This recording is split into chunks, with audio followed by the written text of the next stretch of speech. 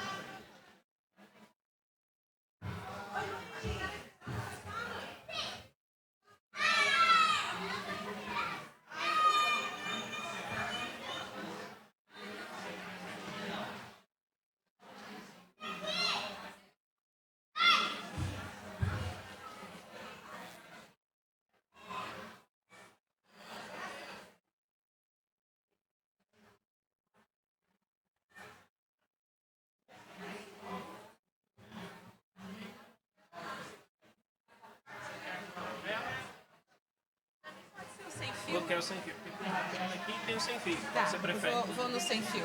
Tá bom. Eu vou deixar esses dois aqui com você.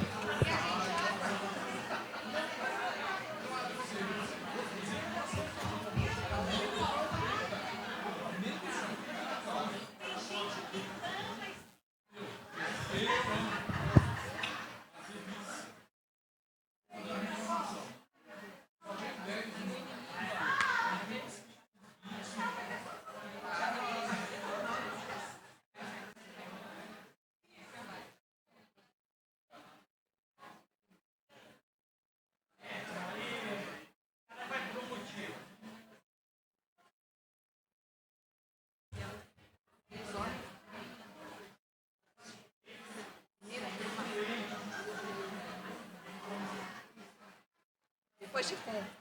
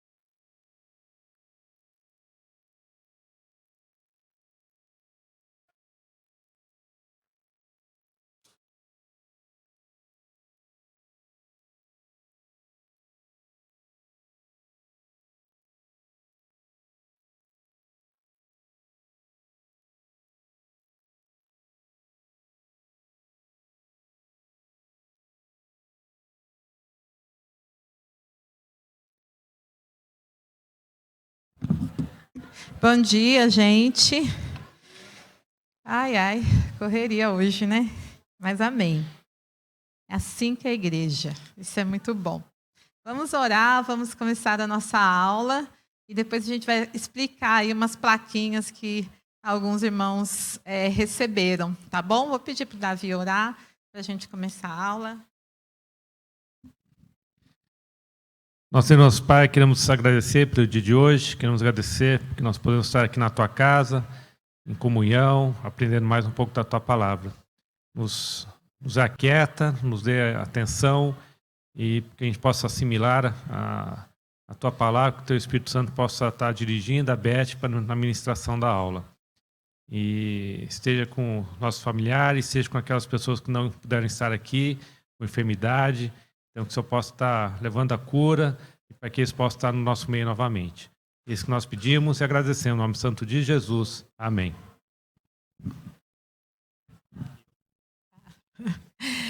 Amém. Gente, hoje a gente vai usar um sistema super moderno, uma tecnologia absurda chamada plaquinha. O povo não sabe mais o que é isso, porque tudo aplica no celular, né?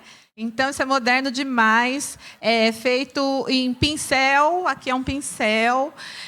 O pessoal aí mais tempo vai lembrar que a gente fez um retiro de casais alguns anos atrás, e o pastor Milton e Lenora, né, pediram pincéis para o pessoal fazer, mas tem tanto pincel lá em casa, eu vou ser ecologicamente correto, eu não vou comprar palito para fazer esse negócio, nós vamos usar pincel, e ainda tem pincel, se alguém precisa...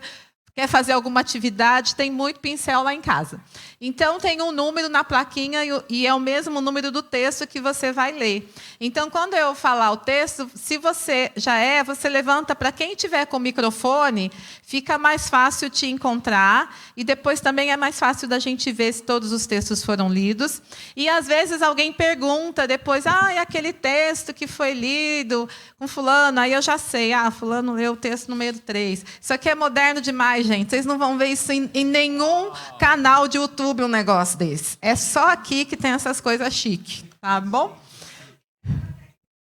Aí, tá vendo? Estou falando para vocês. Então, hoje nós vamos estudar um pouco a vida de Dorcas. Para quem está com a revista, nós estamos na página 59, e quem escreveu essa lição foi a Débora Coutinho. Então, a gente vai estudar hoje esse texto de Dorcas. Queria pedir que todo mundo abrisse a sua Bíblia em Atos, capítulo 9, do versículo 31 ao versículo 43. É onde se encontra a história de Dorcas. Alguém não conhecia, não tinha ouvido falar ainda em Dorcas? Algumas igrejas têm até classes e ministérios femininos com esse nome. E lendo aqui essa parte da história dela que está registrada nas Escrituras, a gente vai entender um pouco por que alguns grupos de mulheres nas igrejas usam o nome dela nas suas salas, tá bom? Então, vamos lá. Atos, capítulo 9, de 31 a 43. A igreja passava por um período de paz em toda a Judéia, Galileia e Samaria.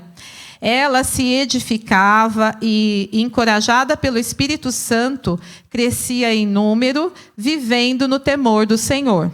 Viajando por toda parte, Pedro foi visitar os santos que viviam em Lida. Ali encontrou um paralítico chamado Enéas, que estava acamado fazia 8 anos. Disse-lhe Pedro: Enéas, Jesus Cristo vai curá-lo. Levante-se e arrume a sua cama. Ele se levantou imediatamente. Todos os que viviam em Lida e Sarona o viram e se converteram ao Senhor. Em Jope havia uma discípula chamada Tabita, que em grego é Dorcas, que se dedicava a praticar boas obras e dar esmolas. Naqueles dias ela ficou doente e morreu. E seu corpo foi levado e colocado num quarto no andar superior. Lida ficava perto de Jope, e quando os discípulos ouviram falar que Pedro estava em Lida, mandaram-lhe 2 homens dizer-lhe: não se demore em vir até nós. Pedro foi com eles e, quando chegou, foi levado para o quarto do andar superior. Todas as viúvas o rodearam, chorando e mostrando-lhe os vestidos e outras roupas que Dorcas tinha feito quando ainda estava com elas. Pedro mandou que todos saíssem do quarto. Depois, ajoelhou-se e orou. Voltando-se para a mulher morta, disse: Tabita, levante-se. Ela abriu os olhos e, vendo Pedro, sentou-se. Tomando-a pela mão, ajudou-a a pôr-se em pé. Então, chamando os santos e as viúvas, apresentou-a viva. Esse fato se tornou conhecido em toda a cidade de Jope, e muitos creram no Senhor. Pedro ficou em Jope durante algum tempo com um curtidor de couro chamado Simão. Então, essa é a vida de Dorcas e a história que passa pela nossa revista para hoje. Eu fiquei pensando num tema para a vida de Dorcas e eu lembro de uma pregação que eu assisti da Edmeia Williams, que ela fala, deixando marcas e não manchas. E essa pregação sempre mexeu muito comigo. Então, quando eu comecei a ler a lição, a primeira coisa que veio na minha cabeça foi essa frase: deixe marcas, não deixe manchas. E Dorcas é uma mulher que passou ali pela história da igreja, pela vida da igreja, e ela deixou marcas. De verdade, eu fico com dó de Pedro, porque aquela mulherada berrando e falando... Já pensou, gente? Assim, a gente não fala muito, né? A gente fala devagar, não é? Nós somos tranquilas, né, mulheres? Imagina numa situação dessa, coitado do Pedro, chega, olha, quase que quem morre é ele. Mas a misericórdia, né, de Deus guardou Pedro ali. Mas ela foi deixando suas marcas nas vidas das pessoas, e foram marcas inesquecíveis. Alguém consegue, só nesse pedacinho do texto aí que a gente leu, falar alguma coisa da característica de Dorcas? Alguém ou você leu alguma coisa durante a semana que te despertou, que te tocou? Alguém quer falar? Amorzinho, fica atento aí, hein? Eu elogio muito você, então fica direitinho. Ninguém? Então, vamos lá. Então, vamos no texto, né, gente? Vamos no texto. O primeiro versículo. O que o versículo fala de Dorcas? Primeiro versículo que a gente leu. Versículo 31. 31. Primeiro, ele vai dizer que a igreja passava por um período de paz, né? Que ela, encorajada pelo Espírito, ela crescia. Então, vamos combinar que a gente está no período de paz, né, gente? Tá ruim, mas tá bom, né? Vamos combinar.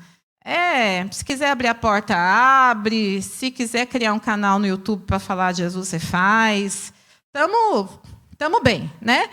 O problema é que, às vezes, a gente está tão bem que a gente não produz fruto nenhum. Você fala, Deus está abençoando, Deus está usando o povo.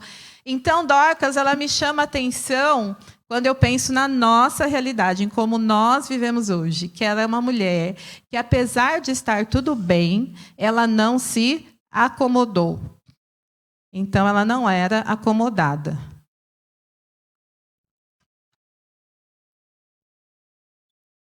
Ela não se acomodava. E nós temos essa tendência a se acomodar. Então, vai ter conferência missionária, vi que tem missionário fazendo. Nossa, tem muita gente trabalhando. Deus está abençoando, gente, o negócio está bom. Mas eu não saio do banco. Eu acho que o meu papel é dar oferta missionária ou simplesmente orar por missões. E apesar de estar tudo bem, apesar de ter gente de um cacife de patente ali, né, fazendo e acontecendo, Paulo, Pedro, povo da nata, mas ela assumiu o seu papel, o seu comprometimento enquanto filha de Deus, e ela deixava marcas. Então, o primeiro desafio de Dorcas para nós é que, estando tudo bem, estando tudo em paz, né? Tem gente cuidando da EBD, tem gente dando aula para os seus filhos, está tudo caminhando, sempre tem algo que você tem que fazer. Sempre tem uma vida que é você que vai alcançar. Alguém está esperando. Sempre tem. E Dorcas, apesar da igreja estar de vento em polpa, e está crescendo, o Espírito Santo está abençoando, tem gente fazendo cura, milagres, maravilhas, conversão a rodo, Dorcas fazia a sua parte. Sempre tem algo que você possa fazer, mesmo que tudo já esteja correndo bem. Aí o versículo 32... ele vai falar, né, de Pedro, aí ele cura Enéas. A nossa revista, nesse momento, não vai falar de Enéas, mas ali no versículo 36, ele vai dizer, em Jope havia uma discípula, e vai falar dela. O que a gente enxerga aí no versículo 36, de características de Dorcas? Notável pelas boas obras, uma mulher notável, boas obras, mas no começo do versículo diz que ela era uma discípula. E eu creio que aqui está a chave de tudo. Você ser uma pessoa simpatizante com o evangelho é uma coisa. Você ser membro de igreja é uma coisa. Mas ser discípulo é uma outra coisa. Quer dizer que alguém estava derramando da sua vida na vida da Dorcas.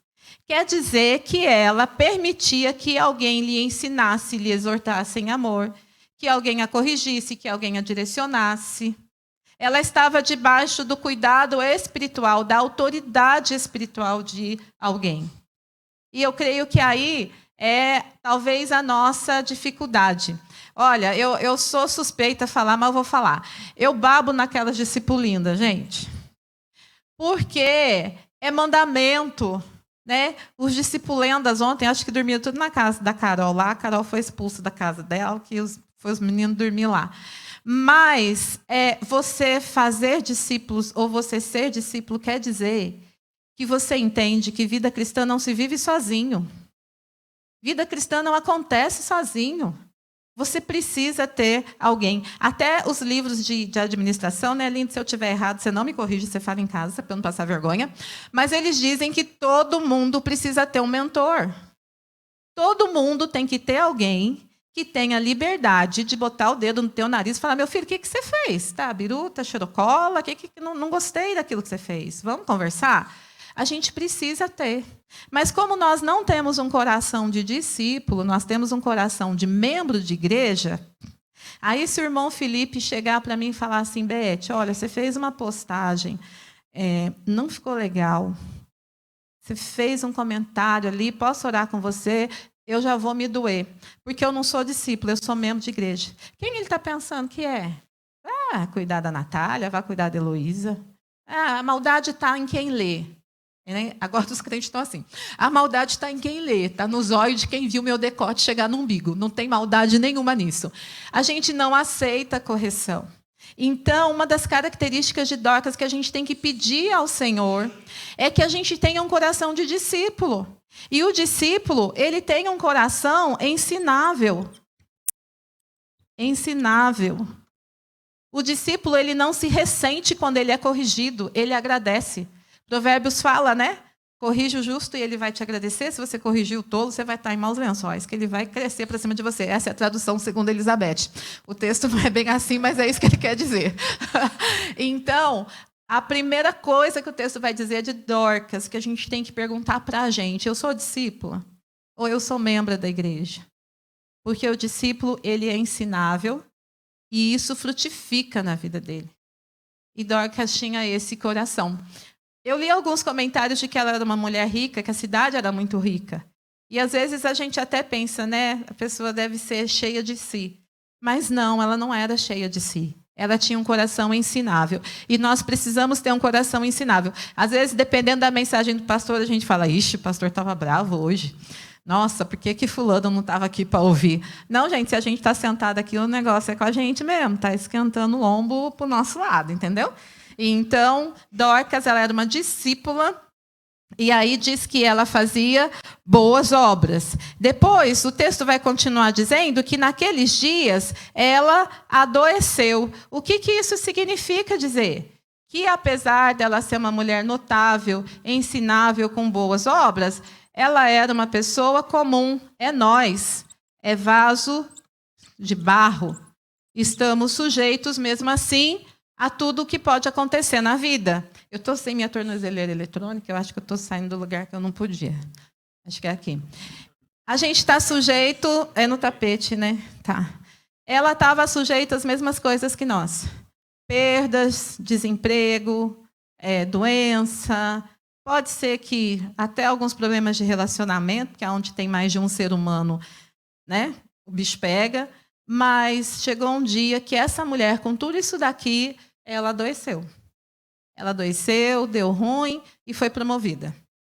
Então, a gente está frutificando para o Senhor, a gente viveu o discipulado, a gente tem um coração ensinável. Não quer dizer que a gente se torne uma outra categoria de ser humano e, a partir daquele momento, nada me toca. Não, gente, não.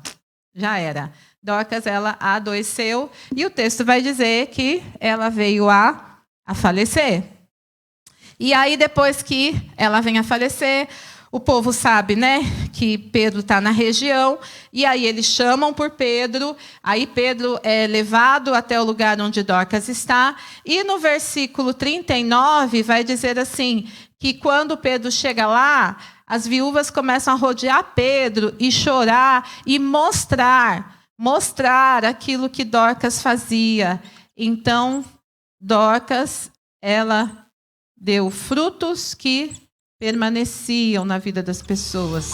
Depois nós vamos... Eu que pedi, tá, gente? Eu que pedi para poder dar um clima. Frutos que permanecem. Gente, aqui é tudo, vocês não têm noção. Esse negócio aqui é...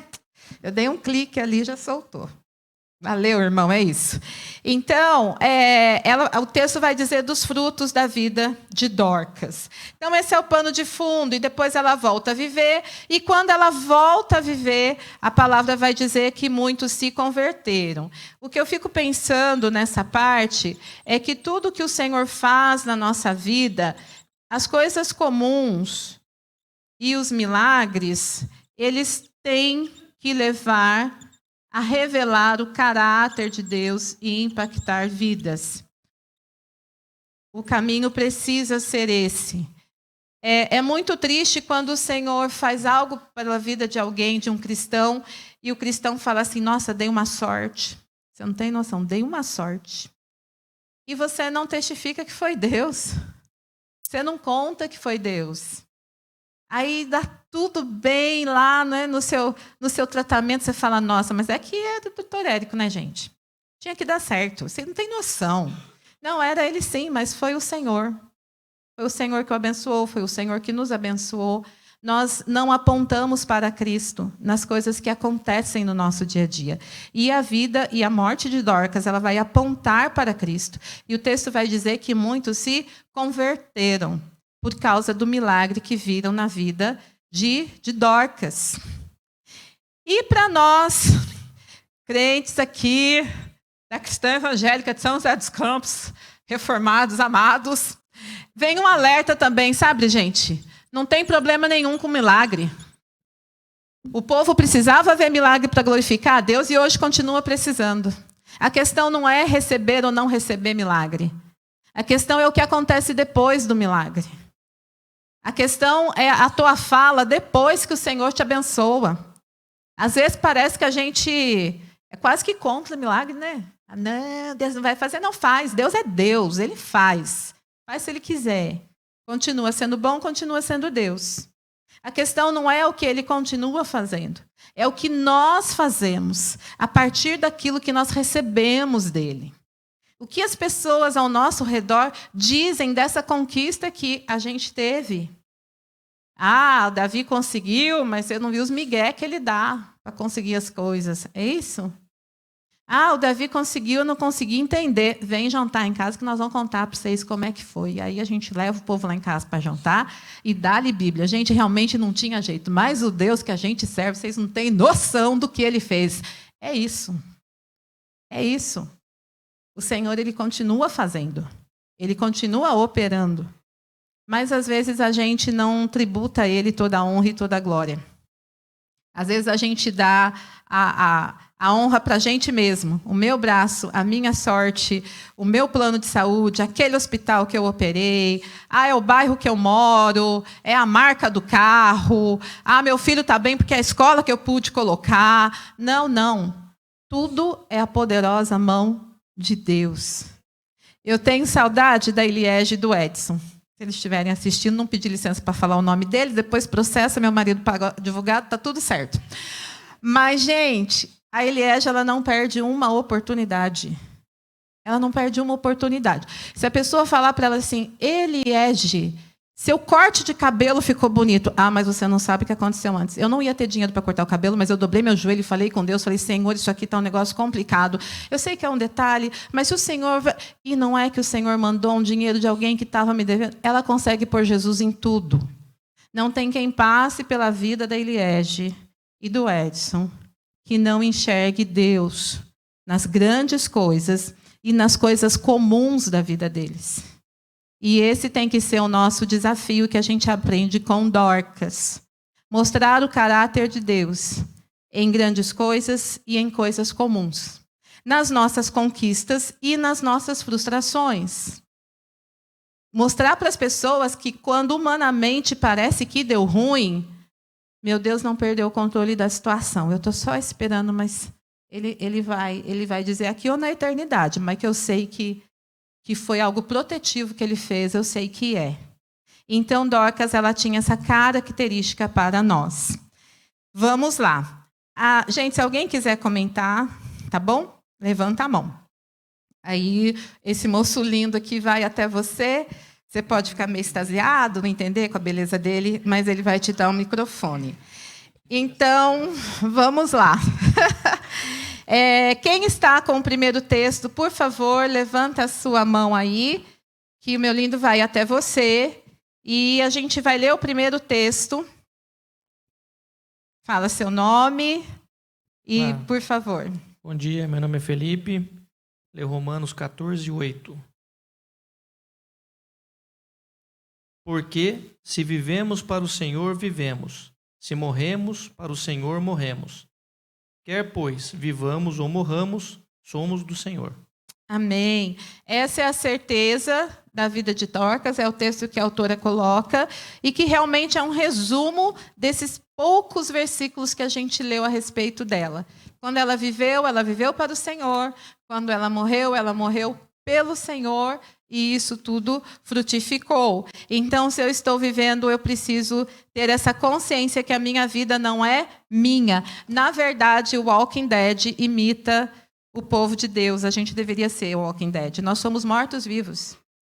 Nós andamos, nós nos movimentamos, mas estamos mortos para essa vida. Deveríamos estar mortos para essa vida e vivendo para o Senhor. Então, Dorcas, ela teve essa experiência na prática. Queria tentar entender a mente dela, o que aconteceu depois. Gente, deve ser muito top. Vamos lá. O segundo texto, quem tiver com o segundo texto, por favor, levanta aí a sua plaquinha. Ai, gente, que orgulho ver essa plaquinha. Nossa, uma cor discreta, né? Laranja. Oi, meu nome é Admeia. Vou ler Atos 1:8. Mas recebereis poder ao descer sobre vós o Espírito Santo, e sereis minhas testemunhas, tanto em Jerusalém, como em toda a Judéia e Samaria, e até aos confins da terra. Amém. O nosso ciclo de influência. Dorcas, ela agia com aquelas mulheres que estavam perto dela, mas aquilo foi se espalhando de uma forma que nós estamos hoje aqui, mais de 2000 anos, falando dela. Acho que ela não podia imaginar até onde a história dela chegaria. Ela não tinha noção que a gente estaria aqui hoje tão longe, com uma língua tão esquisita em relação a dela, com costumes tão estranhos, um tempo tão diferente, e nós estamos falando de Dorcas. Porque a história dela passou Jerusalém, passou Judéia, passou as décadas, passou os séculos, e chegou aqui na Cristã de São José dos Campos. Estamos falando de Dorcas. Gente, eu preparei um outro material altamente tecnológico chamado Color Set. Sei que muitos não conhecem. Então, estou apresentando para vocês a última geração e vou chamar o meu modelo. Gente, ele fica muito feliz quando eu faço isso com ele. Maravilhoso. Eu falei para ele que se ele colocar assim, vai parecer aqueles pirulitos de feira, né? Então, é melhor ele deixar um pouquinho para o lado, mas tudo bem. Vai dar tudo certo, amor. Tá todo mundo feliz com você. Tá, então vamos. Então, isso se chama ciclo de influência ou ciclo de proximidades. Então, olhando para a Bíblia, gente, o povo não cria nada. O povo tira tudo da Bíblia, bota nome chique, chama de coaching, ganha dinheiro, 1000 pila para falar. Era só ler, na Bíblia estava tudo certo. Está no ar, os coaches vão me matar. Então, assim, eu botei um color 7 marrom, porque essa sou eu, pura avelã. Então, está aqui Dorcas, né, Jerusalém, Judéia, Samaria, os confins da terra e o restante. Então, vamos pensar que ela está aqui e Jerusalém é o lugar dela, né? É o centro dela. Jerusalém é a nossa casa. Jerusalém são nossos parentes. É o povo que fala a mesma língua. É o povo que tem o mesmo costume. Eu gosto de estar em Jerusalém. É um lugar que eu amo estar. São pessoas que eu amo. Então, Jerusalém está fácil. Né? Está fácil a gente impactar. Está fácil a gente frutificar em Jerusalém. Mas aí, depois, Moizinho, você tem que ficar... Ai, dona Ana não deu angu para esse moço, gente. Depois, aqui vem um ciclo que está um pouquinho mais distante de você, que a gente pode dizer que seriam os colegas de trabalho, pessoas que você se relaciona todos os dias.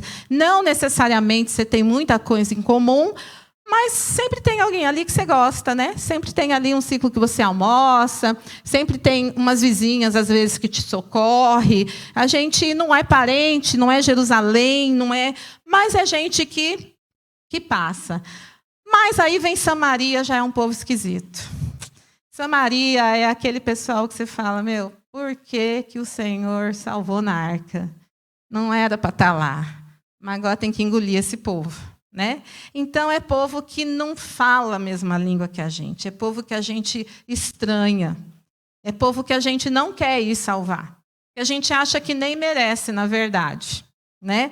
E se a gente pensar que tem crente que não quer dividir o céu com crente, né? Que acha que... Então, imagina. Então, aqui é a sua Samaria. Aqui estão os confins, que são os seus arredores. Mas, se a gente pensar, os meus confins aqui hoje, pode ser as redes sociais, porque eu não sei até onde vai, por exemplo, um vídeo do Team 10, né, que a gente faz com eles. Eu não sei o alcance. Então, o que está nos confins é o que está fora do seu alcance, da sua vista. Você não tem noção. Então, às vezes, a Mariana pode fazer um benefício para um paciente lá no hospital, e ela não tem noção que aquilo que ela fez vai atingir os confins da terra, a família que ela nem imagina. Gente que ela nem sabe, vai chegar lá, vai sair de São Paulo, vai embora lá para o Vale do Jequitinhonha e vai dizer assim, tinha uma enfermeira chamada Mariana, que ela foi espetacular. Aquela moça tinha algo, ela não tem noção, porque está nos confins. Então, Dorcas nos desafia a pensar nisso. A você criar, pirulitinho, fica aí, amor. A você criar esse ciclo para você pensar. Pense em você. Você está aqui, no seu trabalho. Quem é Jerusalém no seu trabalho? É aquele amigo que fala a mesma língua, que não tem discussão com ele. Pensa igual, mesma cultura, às vezes estudou no mesmo lugar, os parentes são da mesma cidade, né? Tá fácil, tá fácil. Faça boa obra. Aí depois tem aquele do setor do lado, que não está no mesmo lugar que você, mas troca documentação com você, aquela vizinha do fim da rua, que te cumprimenta, que já te socorreu, que já te avisou que seu cachorro fugiu, que se preocupou quando viu movimento na porta da sua casa. Dá também, faça algo por ela um dia, deixa uma surpresa para ela, deixa um bombom do nada, sei lá, faça alguma coisa. Depois tem aquele povo que a gente acha esquisito, que a gente não entende bem o que eles falam. Uma vez eu fui num culto e eu me senti um bicho grilo, gente. Falei, Senhor, eu preciso aprender a lidar com esse povo. A gente acha estranho, mas Jesus morreu por eles. Estão frutificando, não tem esse jeitão nosso aqui, mas vão habitar a eternidade comigo. Então, quando eu ver alguém diferentão, eu posso evangelizar. E se essa pessoa vir aqui e não se adequar ou achar diferente, falar, olha, tem uma igreja de uns parça meu que eu posso te levar. E vou lá com eles na igreja dos parça diferente, que reúne lá na praça, não sei aonde, que canta assim. Se precisar, eu ponho até um dread no meu marido. Já imaginou? Já imaginou esse homem de dread? Fazer qualquer coisa pelo evangelho? O apóstolo Paulo disse que ele fazia de tudo para com todos. E às vezes eu preciso sair dessa minha zona de conforto para eu ir a Samaria e descobrir que lá tem irmãos, que lá tem vidas, que vidas importam, que lá tem gente sedenta, que lá tem gente precisando ser amada. E posso até me surpreender em Samaria, né? E aí saber que tudo isso que eu faço vai atingir coisas e realidades que eu posso nunca saber. Pode ser que eu chegue lá no céu e me surpreenda. E o Senhor fala, tá vendo esse povo aqui? Foi daquele dia que você simplesmente abaixou o vidro do teu carro e, em vez de fugir do cara no semáforo, você deu a ele algo para comer e disse, o Senhor te acompanhe e te abençoe. Fala, caramba, Deus, eu estava com pressa naquele dia, nem ia parar. Esses são os confins. Então, coloca um desafio no teu coração. Faz o seu gráfico, né? Aonde você está, quem são as pessoas que você tem mais facilidade, identidade, e assim você vai caminhando, né, para as pontas, mas assumindo esse compromisso. Senhor, eu preciso ser notável, o Senhor precisa ser notado. Algo eu preciso fazer, então me dá criatividade. Amém? Querido Litinho, muito obrigado, foi perfeito. Ah, se não fosse você na minha vida, meu Deus. Sim, sim. Essa é a boa obra dele, gente, me aguentar. Notável esse homem. Aí a lição vai dizer primeiro que Dorcas serviu ao Senhor com a sua vida. Nós já falamos bastante dela, mas eu queria que alguém lesse o terceiro texto. Levanta essa placa maravilhosa de neon, o terceiro texto. Bom dia, sou Renato. Cunhado deles aqui, ótimos, maravilhosos. Coitado, né, gente? Meu Deus. 1 João 3,18. Filhinhos, não amemos de palavras nem de língua, mas de fato e de verdade. Ele está dizendo, não adianta falar que ama, não adianta cantar que ama, não adianta ser a favor do amor, se você não ama, se você não toma decisões. Amor não é sentimento. Amor são as minhas decisões que me impulsionam para as pessoas. E essas decisões vão me levar a ter afeto, a sentir saudade, a querer estar perto. Mas isso é secundário, isso é consequência. Amar é fazer algo. Amar é fazer algo. E esse texto de João, ele está dizendo, se você ama, faça algo. Faça algo pela pessoa. Ore pela pessoa, chore pela pessoa. Tenha lá, né, seu kitzinho. Eu estou desafiada com esse negócio do kit, que esses dias a minha irmã parou comigo aqui, perto da Santa Casa, e pegou uma sacolinha e falou, Beth, entrega lá. Eu falei, Beth, entrega para quem? Aí o pessoal dormindo embaixo de um negócio de uma loja. Então ela e a amiga dela, o marido compra uns trem lá, aí monta umas sacolinhas com uma bolachinha, um suquinho de caixinha e mais um não sei o quê. Aí põe na sacolinha nova, não é amassadinha do supermercado que você tirou debaixo do banco do carro. E aí, quando vê uma pessoa dormindo, para, entrega e libera uma palavra de bênção. Isso é amor na prática. Não precisa ter um coração estampado atrás do carro, não precisa nada disso. E ninguém nem vê. Para, entrega, vai embora. Para, entrega, vai embora. Falei, nossa, essa que ideia boa, que ideia prática, né? Então, João nos desafia a amar na prática. O próximo texto, o texto número 4, a gente vai começar a ver, do texto 4 até o 5 e o 6, nós vamos ver a Bíblia falando de forma prática o que Deus está dizendo. Deus está dando nome, Ele está desenhando para a gente não ter desculpa que não entendeu. Então, texto número 4. Meu nome é Pedro, é Êxodo 22, 21 a 22. A nenhuma viúva nem órfão afligireis, se de algum modo os afligirdes e eles clamarem a mim, eu lhes ouvirei o clamor. Olha bem, esse texto ele é interessante porque ele fala também do estrangeiro.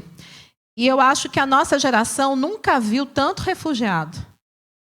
Nós nunca vimos. O pessoal ali mais do pós-guerra viu, né, famílias mudando de nações, chegando aqui no Brasil, né? Mas do nosso tempo agora, eu pelo menos nunca tinha vivido tanto refugiado chegando. E a gente discute e não tem muito o que fazer. E eu admirei e a gente acompanhou um pouco o que a igreja da cidade fez com os refugiados. Foi espetacular. Foi uma marca de Cristo que eles deixaram na cidade. De alugar, mobiliar, providenciar professor de português, eleger famílias para adotar as pessoas que vieram sem o pai, sem a mãe, sem os filhos. Né? Amor na prática. E não foi nada assim, tá com um ventilador sem eles, manda lá, porque para eles qualquer coisa serve. Não, não. Coisas compradas, coisas boas, ou ganhou-se coisas em bom estado. E então a gente precisa pensar nisso.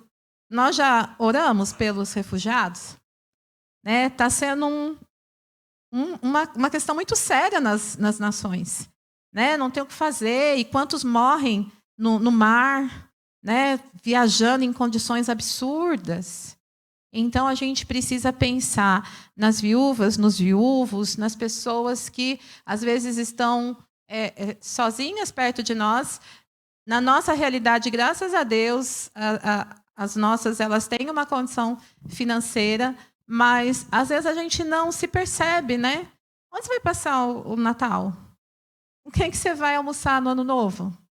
Nossa, quer ir lá para casa? Não, na casa da Dona Luísa é a ONU, viu, gente? Lá é a ONU. Minha mãe ensinou bastante isso para a gente. Sim, Samuel. Ô, Beth, com respeito ao ponto anterior do amor, aí, né? Outro dia eu vi um texto, um vídeo, e ele disse o seguinte, que sentou uma pessoa na igreja, e aí tinha uma pessoa que disse, eu vou aproveitar e vou falar de Cristo para essa pessoa. E sentou lá do lado, você sabia que Jesus te ama?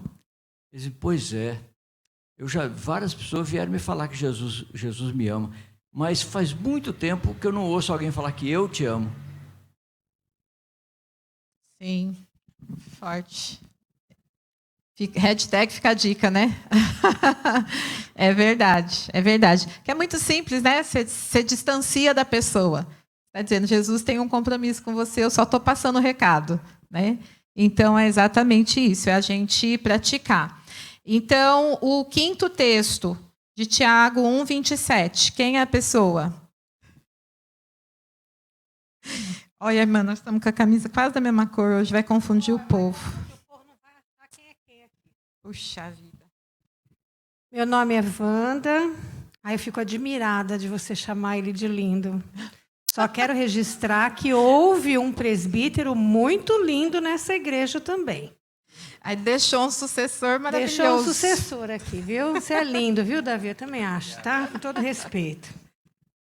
A religião pura e sem mácula para com o nosso Deus e Pai é esta: visitar os órfãos e as viúvas nas suas tribulações e a si mesmo guardar-se incontaminado do mundo.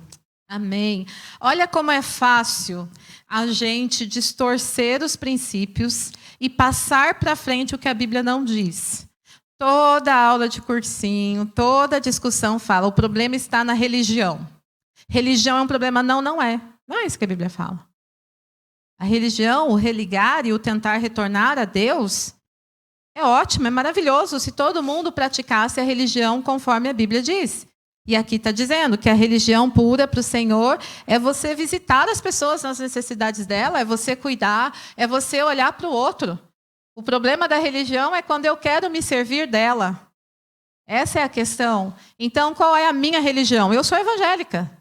Uai, eu sou crente, evangélica, protestante, sei lá o nome que o povo dá. Mas nós não temos problema em pertencer a uma religião. Nós temos um problema quando essa religião não reflete o que a Bíblia diz que Deus espera das pessoas dentro da religião, da verdadeira religião, desse religar a Deus, através do sangue de Jesus.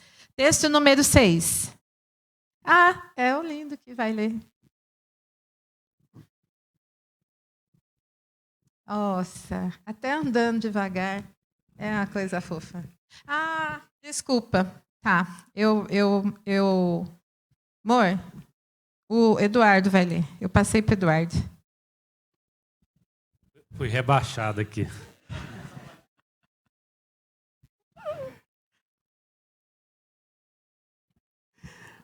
Bom dia, eu sou Eduardo.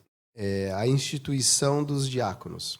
Ora, naqueles dias, multiplicando-se o número dos discípulos, houve murmuração dos helenitas contra os hebreus, porque as viúvas deles estavam sendo esquecidas na distribuição diária.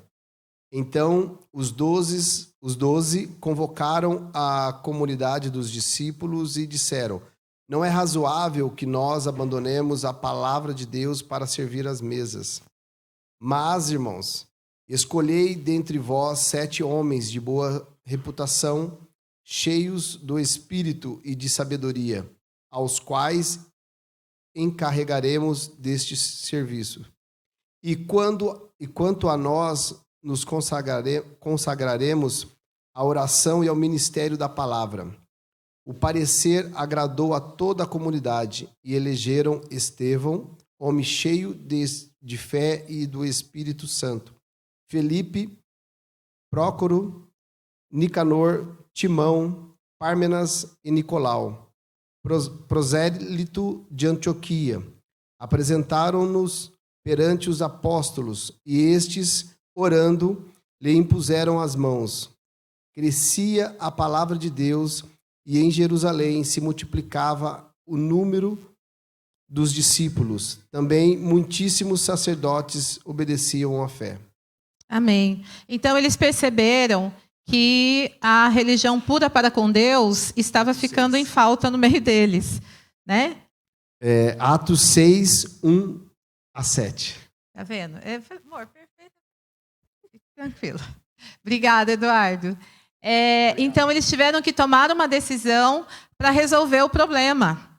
E sabe o que acontece? Eu vi um pastor falando esses dias. A melhor profissão que tem é o do crítico de cinema, né? Quem não faz nada. Ele só senta, assiste e ainda fala mal do filme. Não é? E aí esse pastor falou, às vezes na igreja nós somos os críticos de cinema. A gente fica só sentado assistindo, palco meio, um corre aqui, corre ali, ensaia, desce, volta. Quando chega no dia de apresentar para o Senhor, a pessoa senta, escuta, não gostei. Nossa, o que fizeram com aquele hino? Nossa, não gostei da palavra. É o crítico. E aí essa igreja, ela viu um problema, estava dando um piriri, tinha gente criticando, tinha gente reclamando, nossas viúvas aqui estão ficando sem, lá está faltando. Eles pararam e resolveram o problema. E como que resolveram o problema? Exercendo a religião que Deus manda. Elegeram um homem cheio do Espírito Santo para sentar, pensar e vamos atender. Não pode ter carência no nosso meio. É simples assim. Então, nós precisamos pensar o que nós vamos ser na igreja. Nós vamos ser aqueles que participam e fazem, ou vamos ser críticos de cinema. Até dar sugestão, pastor, na próxima reforma, bota aquelas cadeirinhas de cinema, para a pessoa sentar do lado e ficar com a pranchetinha, né? Fica mais fácil para os críticos, né? Porque às vezes ele quer falar tanta coisa mal, ele esquece. Aí precisa anotar. O que a gente quer ser? A gente quer ser participante da religião pura para com Deus? A gente quer participar da obra? Ou a gente quer ser crítico de cinema? Então, esse texto fala que eles fizeram algo, eles se moveram, eles ouviram o que as pessoas estavam reclamando, viram que era verídico, estava realmente tendo problema, aumentou o número de gente, onde aumenta o número de gente, aumenta os problemas, porque a gente gosta de fazer um problema, mas eles foram e resolveram o problema. Amém, irmãos? Então, o nosso desafio que aparece na revista, nós, como igreja e individualmente, como nós estamos cuidando dessas questões que Deus coloca. A viúva, o órfão, o estrangeiro, a pessoa diferente da sua realidade. O que efetivamente nós estamos fazendo? Essa é a pergunta para mim, para você. A gente precisa fazer algo. A segundo ponto da revista, ela vai dizer, a Débora, que a Dorcas serviu ao Senhor na sua morte, e ela vê a semelhança do texto de Atos 9:40 com o texto de Lucas, quando Jesus ressuscita a filha de Jairo. E é a mesma frase, né? Tabita, levanta, né? Então, o nosso desafio para essa parte é lembrar de Efésios 2:1. Eu queria que todo mundo abrisse em Efésios 2:1. Porque é a nossa realidade até que a gente chegue diante do Cordeiro, o reconheça como Senhor, que a gente reconheça a nossa realidade enquanto pecador e Ele faça uma obra na nossa vida. Nós também estamos como Dorcas. E olha, Dorcas não era a situação espiritual dela, tá bom, gente? Estou só fazendo um paralelo. Dorcas estava servindo ao Senhor dentro da igreja e um dia ela morreu, mas não enterraram, ela ficou lá em cima, lá no quarto. Às vezes a gente está dentro da igreja servindo ao Senhor, a gente está morto. A gente precisa se avaliar, né? Se nós estamos vivos. Nós vamos ler todos juntos, não importa a sua tradução, tá bom? Vamos ler todos juntos. Efésios, capítulo 2, versículo 1. Vamos lá? Vai ficar meio bagunçado, mas não tem problema. Vocês estavam mortos em suas transgressões e pecados. Ponto. Agora nós vamos ler na primeira pessoa. Eu estava morta na minha transgressão e no meu pecado. Vamos lá? Eu estava morta na minha transgressão e no meu pecado. Mas Ele nos deu vida. A pergunta é: quando o Senhor traz a vida a Dorcas, muitos creram no Senhor Jesus, muitos se alegraram por tudo aquilo que ela já representava na vida deles. A partir do momento que Jesus entrou na minha vida e me ressuscitou do pecado, do mal, que impacto isso traz na vida das pessoas? Que diferença faz para o vizinho do 222 que a casa do 232 é uma casa de crente? Que diferença faz para ele? Que diferença faz para o guarda lá da portaria, que lá passa um Kinder Ovo, eu chamo meu carro de Kinder Ovo, é o meu Corsinha. Que diferença faz que a motorista do Corsinha é ressuscitada em Cristo? Que diferença isso faz? Quando ela voltou, muita coisa aconteceu, houve salvação. O que acontece quando você volta das férias? O que acontece quando você sai na tua calçada? O que acontece quando você chega no seu local de trabalho, numa roda de amigas?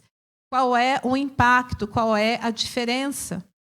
E aí não é uma responsabilidade de liderança de igreja, não é uma responsabilidade de missionário. Não, missionário é que tem que chegar chegando, pregando, fazendo. Não, nós temos dois cheiros, gente, ou cheiro de vida ou cheiro de morte.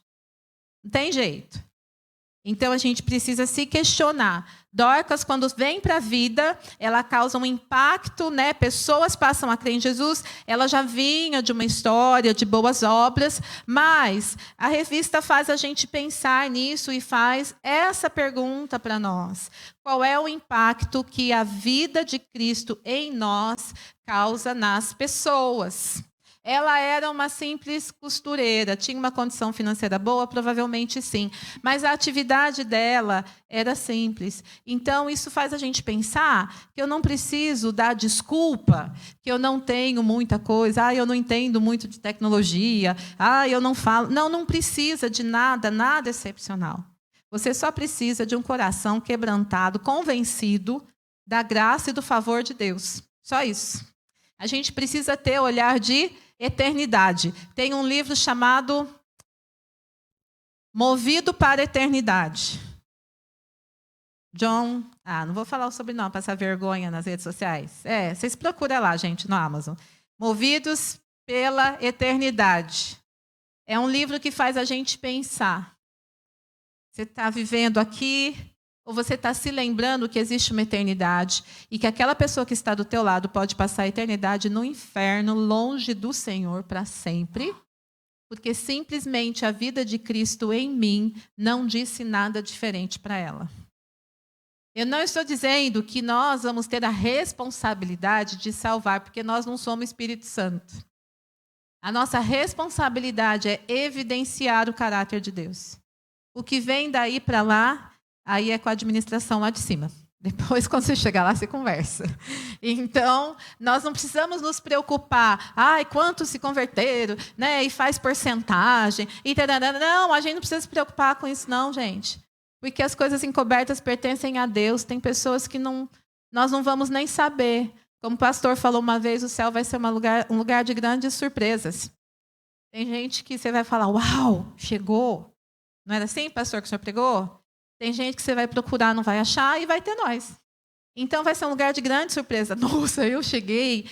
Então, a gente não tem que se preocupar com o resultado. A gente tem que se preocupar com uma vida.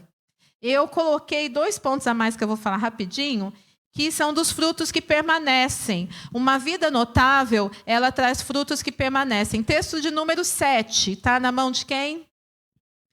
A Juliana. Atos 9:39. Pedro atendeu, foi com eles. Tendo chegado, conduziram-no para o cenáculo.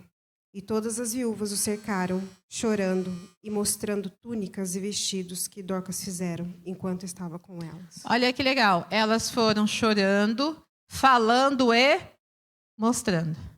Ela não está mais aqui, mas eu tenho provas. Eu mostro. Isso aqui foi Dorcas que fez. Isso aqui foi Dorcas que fez. Então, o desafio é, por onde eu passo, eu vou deixar marcas ou manchas. E a minha questão, a nossa questão, deve ser se preocupar com isso. Elas tinham que mostrar, Pedro, é verdade. Ela fazia, está aqui, está na mão. E nós precisamos, nós não somos movidos por obras, mas nós somos preparados para toda boa obra. Então, devia ser muito natural para um crente chorar com a condição dos refugiados. Devia ser muito natural para a gente perder o sono de imaginar um lugar que a gente estudou no PG sexta-feira, onde os órgãos genitais são considerados sagrados. Então, os pais acham uma honra entregar suas filhas de 5, 8 anos para atender sexualmente homens de 35, 40 anos, e essas meninas não passam dos 15 anos de vida porque não aguentam. Isso não precisa nada sobrenatural para fazer um crente perder o sono, para fazer um pai, uma mãe, falar, Senhor, eu preciso orar por isso, eu preciso fazer alguma coisa, eu preciso conhecer as missões que trabalham nessa área, eu não vou, mas eu preciso ofertar. Isso tinha que ser um impulso natural. Boas obras não nos salvam. Boas obras é a resposta do amor que nós recebemos. Então, tem coisas que precisa ser natural na gente. E se a gente não tem, a gente precisa clamar ao Espírito Santo que faça isso ser gerado em nós. Porque isso é fruto e fruto que permanece. Amém? O texto de João 15, o 8º texto, está na mão de quem? Janet. Eu sou Janete. Em João 15:16. Não fostes vós que me escolhestes a mim. Pelo contrário, eu vos escolhi a vós, outros, e vos designei para que vades e deis fruto. E o vosso fruto permaneça, a fim de que tudo quanto pedirdes ao Pai em meu nome, Ele vos-lo conceda. Então, aí existe uma afirmação e existe uma promessa. Olha que texto profundo. Mas ele vai dizer que o Senhor, Ele nos escolheu para quê, gente? Para ficar sentado na igreja, engordando? Não. Ele nos escolheu para a gente dar fruto. É para isso. Ele não me escolheu para tocar. Ele me escolheu para dar fruto. Tocando, eu posso dar fruto ou posso manchar a igreja, dependendo do meu coração quando eu toco. Então, Ele te escolheu para dar fruto no lugar que Ele te colocou. O texto de número 9 está na mão de quem? Ana Carolina. Eu vou ler 2 Timóteo 3, 16 e 17. Toda a Escritura é inspirada por Deus e útil para o ensino, para a repreensão, para a correção, para a educação na justiça, a fim de que o homem de Deus seja perfeito e perfeitamente habilitado para toda boa obra. Amém. Esse texto tem um resumo lá do começo da aula, que a gente falou que Dorcas era uma discípula e que ela era notável e dava bons frutos. Então, ela era discípula. Toda a escritura é inspirada por Deus, ela é útil para te ensinar, para te exortar, para te ajudar. Ela te dá tudo isso. Para quê? Para que você seja notável em boas obras. Não é só para você ter diploma e falar que você é formado nisso, naquilo, que você é teólogo, super. Não, não é para isso. É para você frutificar, para que você dê boas obras. Então, você precisa ter frutos, esses frutos precisam ser percebidos, esses frutos precisam abençoar, alcançar vidas, e o Senhor te preparou para isso. Se você tem essa dificuldade, procure alguém para te discipular, para caminhar com você, para andar com você. Para dizer, eu tenho essa dificuldade. Eu tenho dificuldade de amar pessoas que têm comportamentos socialmente errados. Eu sei que não é isso que Deus espera de mim, então caminha comigo. Me ajuda. Eu preciso começar a amar esse povo, parar de querer que mate todo mundo. Eu preciso, a gente falou no PG, a gente precisa desenvolver essa vulnerabilidade de expor a nossa fraqueza. Janete, eu preciso que você caminhe comigo num negócio. Eu tenho dificuldade com refugiado, eu não consigo sentir nada. Aí a Janete, Beth, tem uns textos, vamos começar a ler, vamos começar a orar junto, até esse amor brotar em você, eu vou caminhar com você nisso. É essa vulnerabilidade que nos leva a frutificar. Então, nós precisamos ser discípulos. Se você não tem um companheiro, alguém para caminhar com você na fé, procure. Encontre alguém. A gente precisa ter alguém que nos coloque, às vezes, no trilho, né? Que nos ajude, que nos console. E a quarta coisa, deixe marcas e não manchas. Texto de número 10, Gálatas 6. Quem está com a plaquinha 10, super, ultra...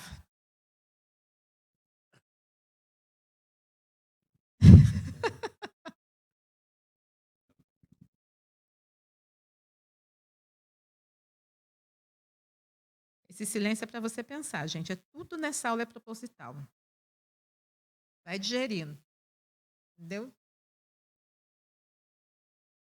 Eu ia pedir para o Eduardo cantar nesse momento, Eduardo, mas fica depois, tá? Aquele solo que você ia fazer.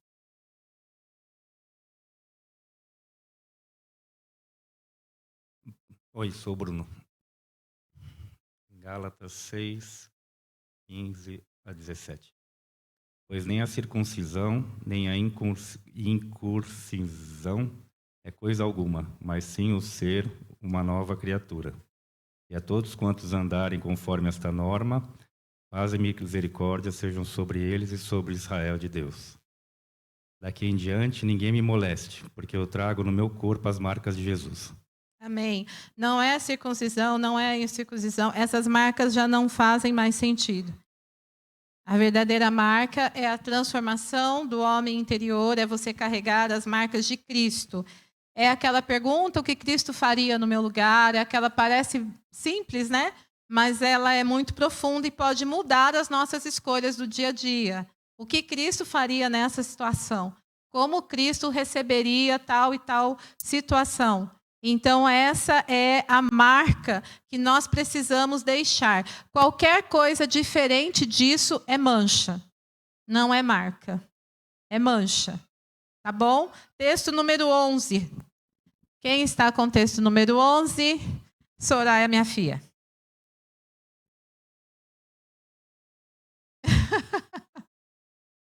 Obrigada, Erasto.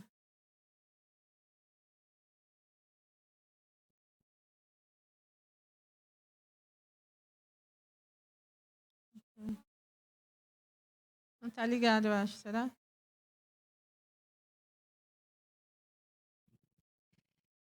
Ruth, capítulo 2, versículo 11.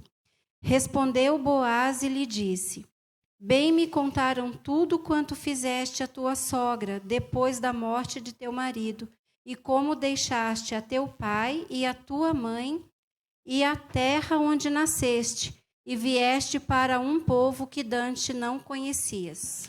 Esse texto é a história de Ruth, que a gente conhece. Ruth decide acompanhar a sua sogra. Gente, eu fui muito Ruth esses dias. Me sentia própria, assim, cuidando da dona Ana. Meu Deus. Então, o texto vai dizer que Boaz ouviu falar do que Ruth fazia. Ruth foi deixando marcas. As pessoas ficavam impactadas, porque ela não era do povo de Deus. Ela escolheu ir para lá, e ela foi para lá para cuidar da sogra, para acompanhar a sogra, e isso foi impactando as pessoas. Nossa, o que aquela moça faz? E Boaz fala, eu tenho ouvido tudo o que você tem feito por Noemi. O que as pessoas escutam ao nosso... Gente, vocês falam bem da dona Ana de mim, por favor, tá? Por favor. Mas, o que as pessoas falam por onde você passa? Eu pus uma pergunta aqui. Se a nossa igreja mudar de endereço, vamos supor que hoje decide que a gente não vai ficar mais aqui, e em 2 dias a gente tem que deixar o prédio, porque quem comprou já vai querer entrar, e a gente some daqui para a noite, da noite para o dia. Vai fazer falta a nossa presença aqui? As pessoas vão passar e vão falar, puxa, cadê aquele povo aqui que eu gostava de ouvir louvar? Cadê aquele povo que cumprimentava a gente? Seu José Paulino vai, ué, cadê as noites que os tios não me deixavam dormir? Mas vocês entendem? Se você mudar de casa, vai ficar um vazio na vizinhança. Se você mudar de emprego, se a igreja sair do lugar dela e nós não estivermos mais aqui na próxima semana, que diferença isso vai fazer? Vai depender se nós estamos preocupados em ter tudo sempre muito organizadinho e cheirosinho, ou se nós queremos dizer, Senhor, a casa é tua, usa. É para abrir segunda? Para orar com os moradores de rua aqui?